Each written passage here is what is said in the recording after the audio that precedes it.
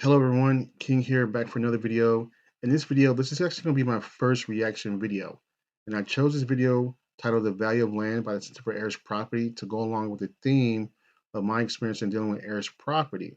And I actually brought out the Center for Heirs Property staff back in 2020 to not only talk with them about heir property issues and as well as for them to give an assessment on how best to manage the heir property, but also to talk to members of my family and others who are heirs of property. However, that didn't turn out so good, and that's probably for another video that I can cover later. But essentially, I just want to give my reaction to this video for the information that's contained in this video, given by the individuals that are being interviewed, as well as the staff that are giving the information to the viewers, as well as explaining the purpose of the Center for Heirs Property, understanding the value of land and all the complexities that go along with that in dealing with air property. So I just basically want to give my commentary to this video. Let's get into it.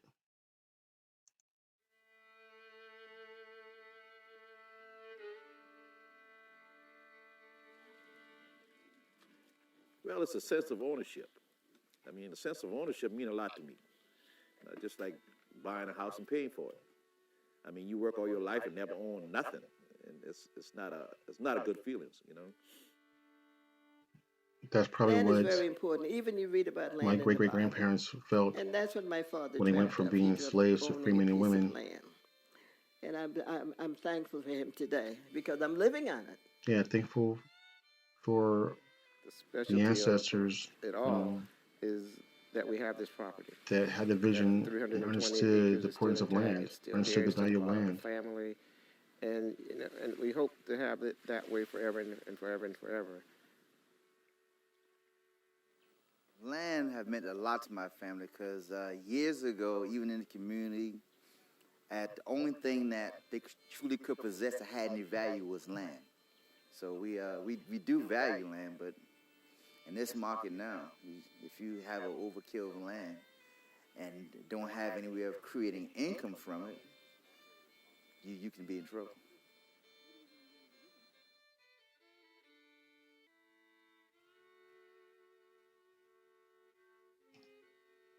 Yeah,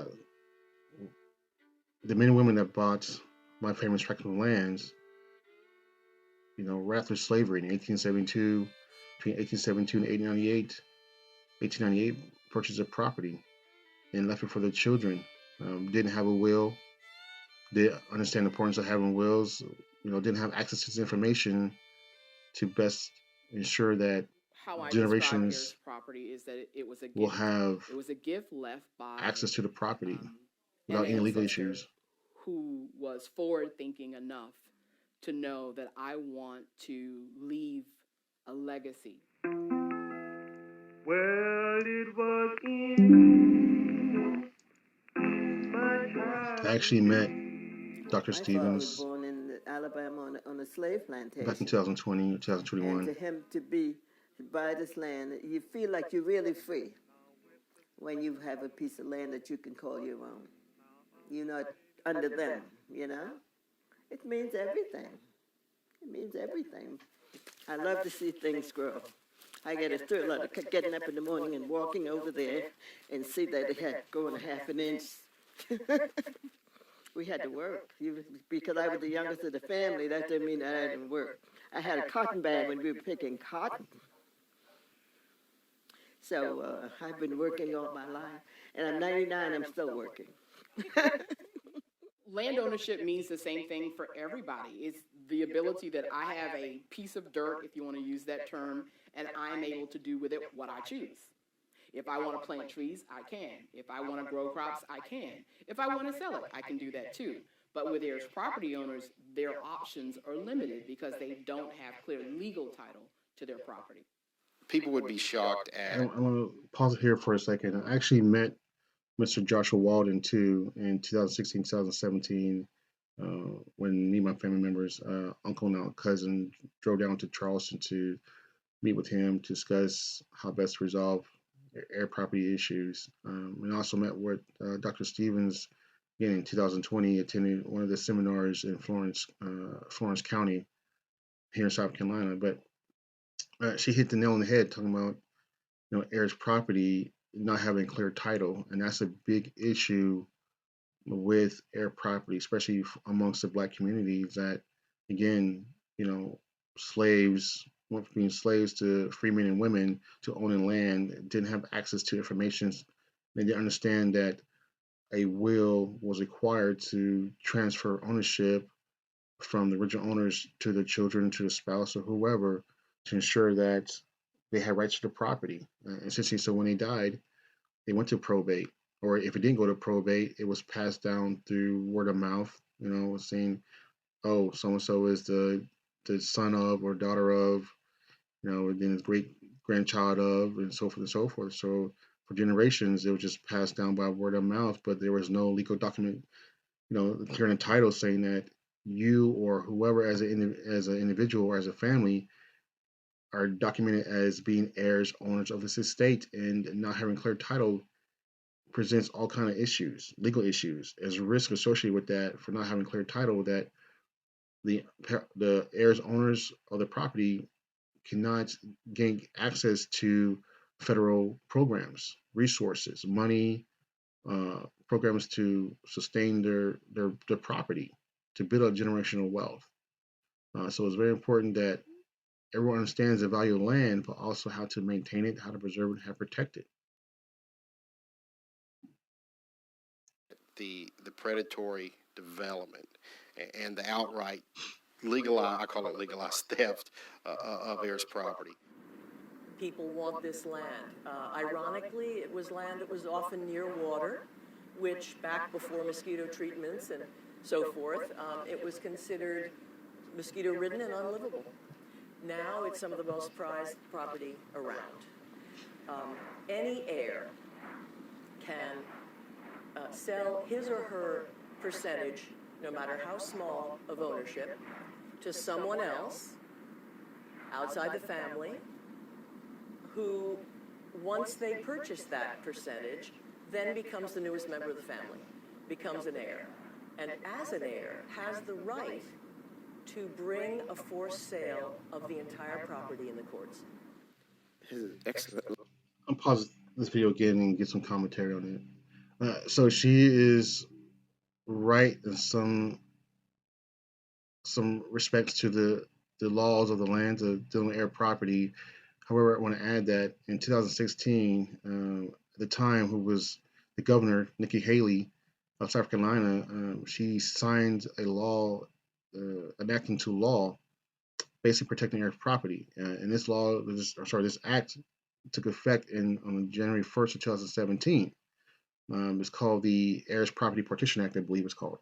And I can leave a link to the description what the actual title of the act. But embedded in this act, it essentially spells out how to best resolve heir property issues, and that in the event that the heir property needs to be partitioned and sold, that any individual who is an heir or part owner of property and wants to sell their interest will first have to go to the body of heirs to give them first rights to purchase the property before going outside of the body of heirs to an individual, to a corporation. And Mr. Joshua Walden mentioned the predatory actions known as legalized theft of property. Basically, somebody who has an interest in the property can force a sale to the courts. Well, that individual should go first to the body of heirs to give them the first rights to purchase the land. And if that doesn't happen, then go to court to force a sale or to partition the property to where they get their percentage of ownership of the property, the value, the monetary value of the land, by forcing the sale. And then, Land. This is excellent property, and it's a dream come true for developers, but the goal is not to ever have it developed. The property was purchased in 1920 by 47 47 people. wanted the opportunity to fish and to hunt. There's only It did 20 that or in so hopes of preserving it that for purchased future generations, and the property that's that probably I'm a our part goal of. now is to preserve this property for future generations, so that we will have a place to recreate and do some of those things also. When we talk to those landowners, the first thing I have to do is to make sure that they understand that no matter what we do to manage their land, it is their land. And it's their decision as to what they want to do with that land. We, in turn, provide them the education around here are some options as it relates to owning the land and as it relates to managing the land. Well, for us at the Center for Heirs Property Preservation, bringing clear title to this particular asset and also helping them understand how to use it through sustainable forestry is the tool that we're using to help people and places move out of poverty. Real quick, I just want to pause it here too. Education is very important. Again, I've attended some of the seminars, listened in online or in person. I met with Dr. Stevens and members of the staff for Heirs Property on best practices, how to resolve it. You know, the forestry aspect of it, how to sustain the forestry, how to manage the property, how to resolve the legal issues. I educated myself. I tried to educate other members of my families, but not everyone wants to listen. But you notice that the gentleman talked about is their property, and we're just trying to educate them. You know, and everybody needs to understand that dealing with heir property is not just one person; it's multiple heirs owners that have rights. So everybody has to be on board. You know, everyone has to be on board in order to make things move forward. And if you have instruments or tools known as bylaws or some kind of agreement, that helps to where everyone understands the role's responsibility. That if it's not going to be everyone, it's going to be majority. You know, 2/3, whatever the case may be, when it comes to deciding on how best to move forward. But in most cases, if everybody's on board, it's better for everyone. Right? All families, all members that are involved, everyone giving their input, suggestions, and ideas as to how to move forward, how to manage the property, how to resolve or deal with issues. And I will say that the Center for Heirs Property does not deal in adversarial resolution, meaning that if 90 people agree to make it, have decided to move forward in a certain direction, but 10 other people who are, again, these are all heirs to property or owners of property. I'm using for this as as an example. Do not want to move with the other 90. They want to move in a different direction. Then the Center for Heirs Property will not entertain that. They'll just give education, but they will not deal with trying to resolve legal issues. But they will try to educate everyone, saying, okay, you may not agree on this, but here's what's best for everyone, or here's what's best, or here's the best known practices in dealing with heir property, how to manage heir property. But as far as the legal side of the house, they will not do it unless everybody's on board, right? So everybody has to agree that, yep, this is what we're doing moving forward. We want to clear our title, and then the Center for Heirs Property will help. But if there is a divide, if there's issues, they will not intervene. They will only just give education and try to give access to resources so that those that do want to move forward, or everybody want to move forward, they can do it in an appropriate manner, in the right way.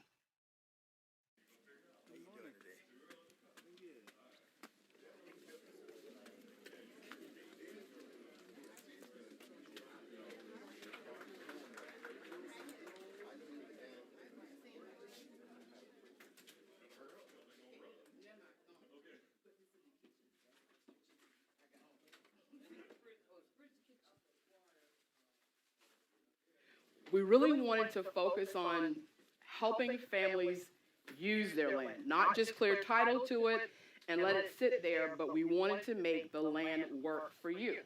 And the way we're doing that is we were awarded a grant from the U.S. Endowment for Forestry and Communities earlier this year to operate a sustainable forestry program. So here's an opportunity for you to learn the techniques and the tools that you need to maximize your land, or in other words, to help your land work for you rather than you working for the land. Education is important. We don't want to do things for folk and they don't understand why it's being done. Because after this asset the title to this asset has been cleared, they need to know how to use it. If we can show an individual that they can make money and not just be spending money on their land and paying taxes, and they can make enough to either pay the taxes or put some money in their pocket or have money left as a legacy for their children or family members, I think it is a great way of allowing them to know that they can have an economic wealth or generator, and it can help knock a dent in poverty. Well, Let's pause here for a second too. So the gentleman talked about general bringing in income to help pay taxes or put money in people's pockets, and this is very important. Now, granted, this is not all about money, but it's about sustaining wealth, generating wealth through use of the land. But in order to do that, you got to understand the value of land, and that's through education, doing the research, understanding the best practices. So if the land is being used for, say, wildlife, game, hunting and fishing, or cutting timber, understanding how to go about to bring in the revenue, bring in the money, to ensure that the taxes can be paid, put money in people's pockets, or put in a bank account, or whatever the case may be. And I try to do that for not for my family, but for all families involved, all members involved, everybody involved, because before I got involved, the land was just being used for hunting and fishing, and that the lease was being given to a hunting club, exclusive rights to the property, for anywhere from $2,500 to $3,500, and then to $5,000.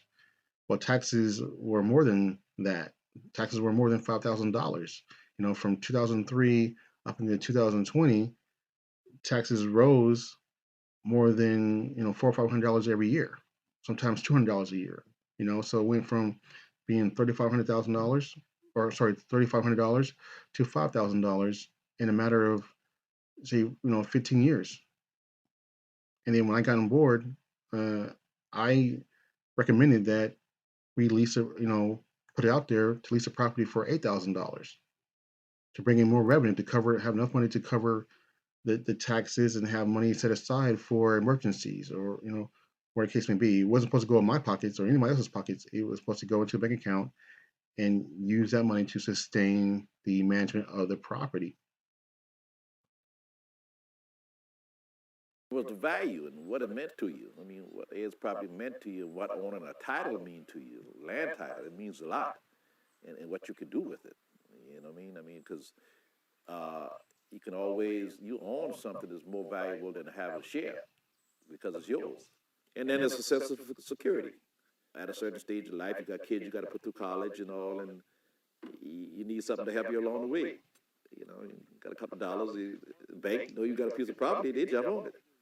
So it's, it's to that person's advantage to have something they own.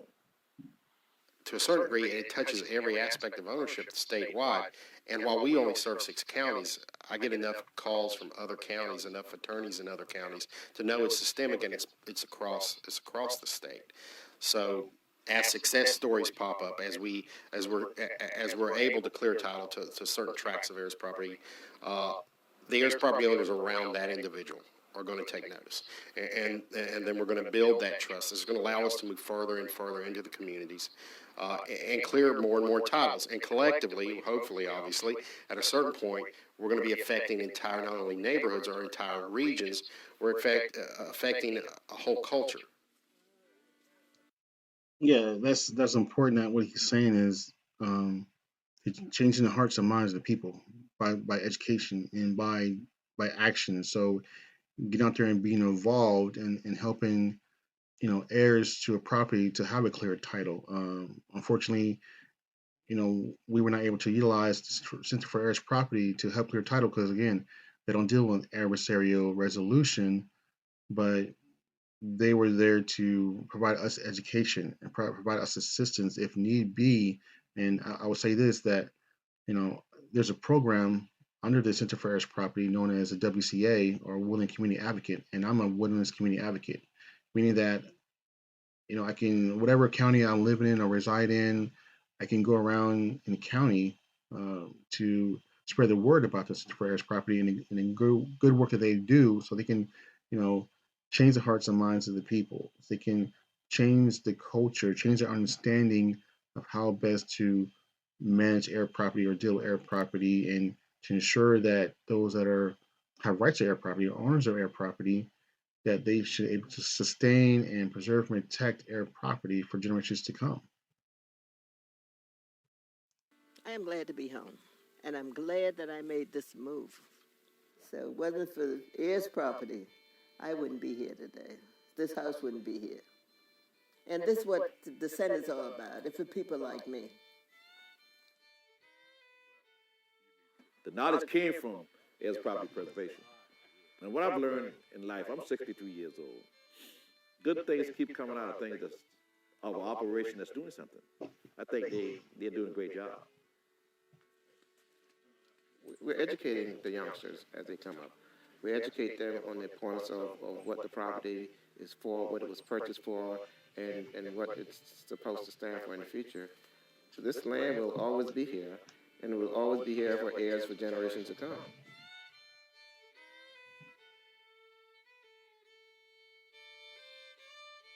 So this is the end of the video,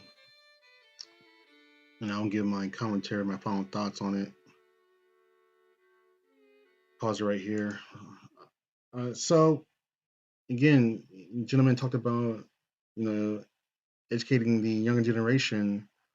This is important. I'm part of the younger generation that's coming up behind my mother. My great grandfather, Papa Sim, he passed away in 1978. This is my grandmother's grandfather, and my grandmother just passed away 2 years ago in 2020 at the age of 92. So I'm a young generation. I'm a generation coming up. So I've educated myself, and as well as tried to educate the older generation, my mother and her siblings and her generation of cousins and siblings and everyone else. Even tried to educate and inform my great aunts and uncles. The siblings to my grandmother and grandfather. Inform them as to what's going on, to spread the word, but not everybody's on board. Not everybody wanted to listen. Never want to pay attention. Never want to get involved, or whatever the case may be. But it's important that if you heir the property, understand the importance of preserving and protecting air property.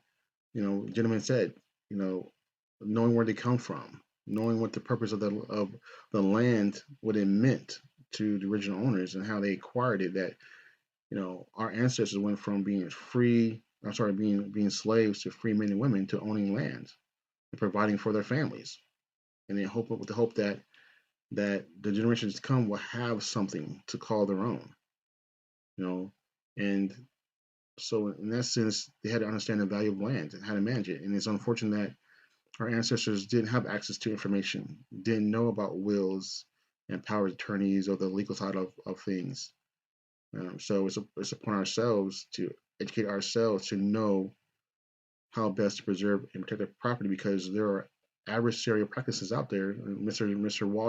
Walden mentioned that the legal theft of land, and that's what I got involved for, is to declare the title to the property, to know that who has rights to the property, so that these predators cannot come out there and try to buy up interest of the property from anyone. And if they do, we'll know who they are. We'll be on the lookout for these individuals.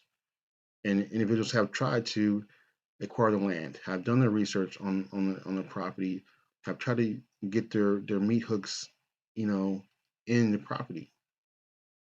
There's individuals that claim to have rights to the property, have introduced them to the legal issues of the property, allowed them to put their noses in our business. And so that's why, I made that video, why I fight to preserve and protect the property. Members of my family knew about all this stuff was going on.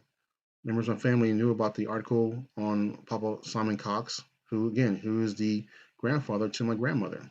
who is one of the children of Toby Cox. Toby Cox is one of the original owners of the property, one of 20, along with Washington James, who is my grandfather's grandfather.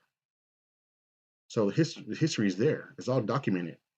It's just people willing to open their ears and eyes and educate themselves as to what's best for the property. Again, heirs property is not just one person or one family, it's multiple people that have rights to this property. All right, so I'm going to stop it there. I thank for everyone to watching this video. If you like this video, please give a thumbs up and definitely subscribe to my channel for more videos and definitely leave a comment. Take care. God bless. See you next video.